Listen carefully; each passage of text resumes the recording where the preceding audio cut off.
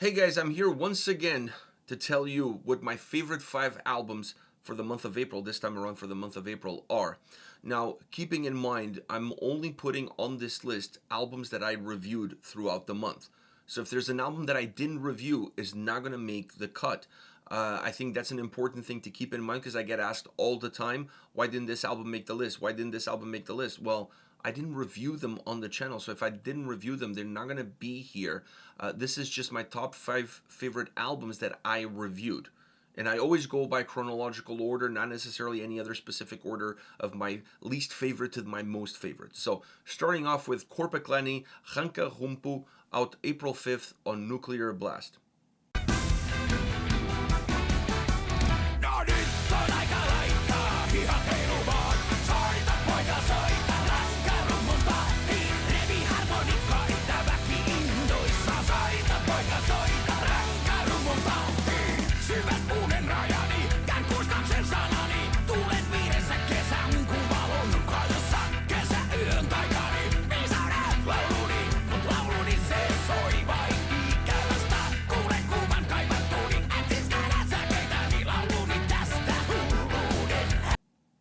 This is the band's 12th studio album. They are a folk metal band, and this is a little bit of a departure from the last 2 records. The last 2 records felt a little bit more melancholic, considering that the band is from Finland. That melancholy had a special texture to it, but melancholic nevertheless. And this album, while still having some dark topics, while still having some melancholic songs, it's definitely an album that brings a little bit more energy, brings a little bit more of a party atmosphere.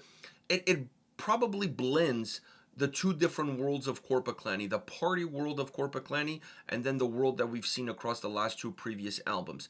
Because of that change, I honestly connected with this album quite a lot. It's an album that I feel like it has the best of both worlds, and I kind of had missed a little bit of the more fun side of Korpiklaani, and this album brings it to the forefront, reminding us of those famous drinking songs that they have. In this case, you even have a sauna song, which I'm sure you can drink in the sauna in some cases. So the 2 worlds combining together in one single track. So it's an album that has a lot of great characteristics. It's also an album that I felt had a little bit more of a thrash metal influence in some of the songs and some of the riffs, and because of that, it sounded heavier as well. It's definitely a heavier, less melodic and melancholic album, at least from a guitar sound standpoint. But on the other hand, is also an album where I felt that the violin and the accordion had a much bigger role than what we saw across the last 3 records. So this album definitely changed some dynamics and definitely changed considering what we were listening to from them before. And I feel like it's going in the right direction. It's more of a hybrid, more emphasis on the heaviness of the guitars, more emphasis on the violin and the accordion, creating more melodies coming out of those 2 elements, of those 2 instruments, and giving them more of a predominant role, allowing the songs to be more dynamic, more jovial, and even when the topics are not necessarily bright, the sound still comes across as very bright and light. So one of the albums to be remembered by Korpiklaani for sure. Next we have Ingested, The Tide of Death and Fractured Dreams, out April 5th on Metal Blade Records.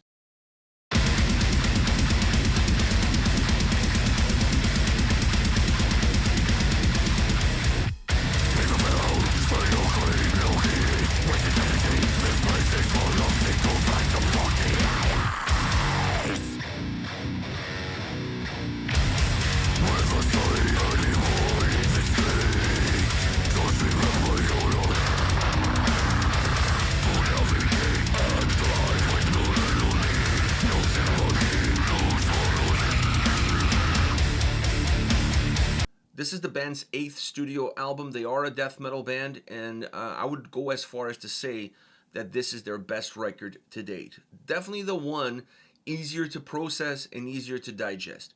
If you're a fan of death metal, but you're not necessarily a fan of Ingested, or you've been on the periphery, and maybe you feel like they were not quite there, well, this album is there. This album has all the right elements, both musically and vocally, that allows you to experience the growth of this band. This album is definitely a sign of where they're going, not necessarily a sign where they are, but where they're going. A more mature experience, a more mature sound, a record that's better crafted from a design standpoint, and then also better crafted from a musical and vocal standpoint. Some clean vocals on this record that I was extremely impressed and surprised by. Sean needs to do more of those going forward, because I feel like it adds life and it adds something new to the band. You want to continue to evolve both musically and vocally, and if you have something like that in your arsenal, why not use it? So I honestly see this as a more complete body of work. It's not necessarily an album that has some dark undertones to it. It's actually an album that feels quite bright, but still very brutal, very aggressive. They didn't lose anything there. It's just the way the sound comes together on this record allows that brutality to be better digested, because it doesn't feel like an album that it's brutal for brutal's sake. It has more a sense of purpose and a sense of direction with it. Next, we have Set Your Sails, Bad Blood, out April 12th on Napalm Records. Silently, deep in my mind, I know that I'm bad company. Bad company.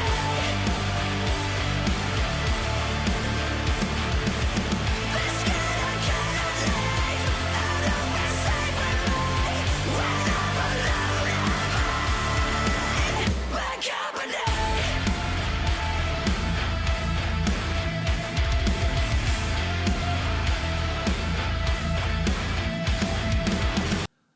This is the band's third studio album. They are a metalcore band, and this is also, in my opinion, their best record to date. They've been getting better with every single album, but this one had more of a sense of a record. It didn't feel as much as a compilation of songs.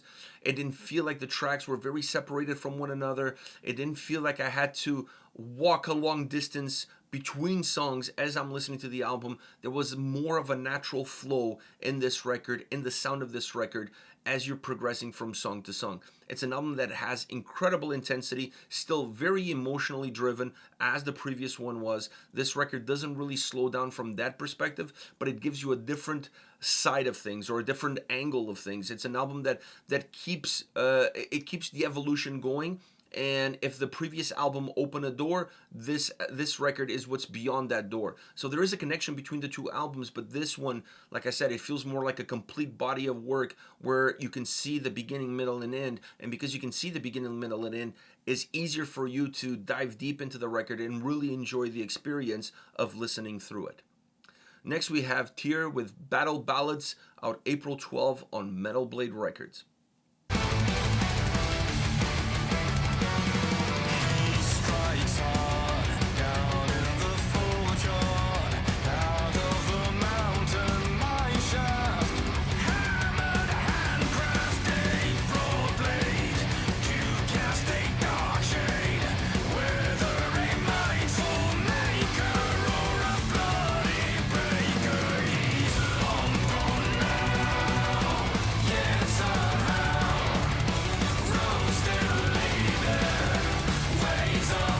This is the band's 9th studio album. They are a folk metal band, and what a record this is. More power metal than I was expecting coming in, but the mixture of folk metal and power metal hits the mark. It's a really well executed, really well crafted album, both musically and vocally. It has a lot of energy, and it brings almost this battle hymn experience, but with a power metal sound behind it. So it doesn't necessarily sound just epic or just folky and epic. It also feels driven. It also feels like it has power. It has thickness. It has heaviness. So it's a great album sound-wise. It has great production, really enhancing all of the different uniquenesses and aspects that this band has. And it's an album that has memorable song after memorable song. It's sometimes hard to find an album that is so well crafted, that has a sense of balance, that feels compact, that has single after single, and it still gives you an overall experience. It's not just about the individual experience, but also the overall experience. So it's an album that works well regardless of how you're digesting it. You can take the songs out of the context of the album. You can listen to the album from start to end. It doesn't really matter. The quality of the record is such that the album really becomes a unique record from that standpoint. It gives you a multitude of ways in which you can experience it, in which you can digest it, in which you can consume it. So great album all around.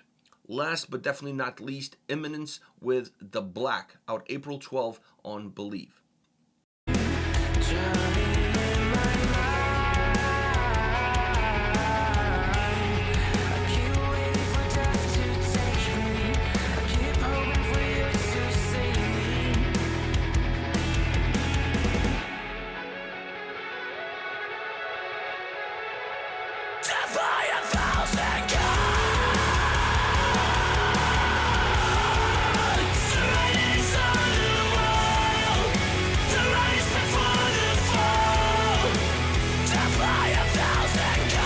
This is the band's 5th studio album, and I feel like I'm a broken record here. This is my favorite album from Imminence. Definitely the one that has the best and bigger sound that they've ever done. The violin is still there, the orchestrations, arrangements are still there. Some songs a little bit more impactful than others, but overall, this is a record that doesn't live off of that. That's just one piece of the many pieces of the puzzle that go together in order to create The Black. Emotionally driven album, an album that has a lot of intensity in that emotion, but that also brings a lot of heaviness to that same emotion. The only issue I had with this album is that I didn't like the fact that the album was really intense, really aggressive, really straightforward at the beginning, and then it became a little bit more diluted as you progress towards the end. Now, one can say that that's part of the concept, that's part of the idea, and that might be true, but I still want a record that offers me a sense of never losing steam. That it somehow it tells the story and it can go on a darker direction, it can go in a different direction, but it still has that same sort of intensity present. And this album definitely didn't do that from a track listing perspective. But that takes nothing away from how good each song is and how good this album comes across. So I'm willing to turn a blind eye to that, to my critical blind eye. I'm willing to turn it off and say that this is their best record to date, because what an incredible vocal performance. The sound is magnificent, the production is magnificent, such an incredible album, and I think this is the record where all the pieces, or at least in my humble opinion, almost all the pieces were in the right place. This is it, my favorite 5 albums that I reviewed on the channel for the month of April. Hit me up in the comment section, let me know what your 5 favorite albums are, and I'll see you all at the next one. Take care.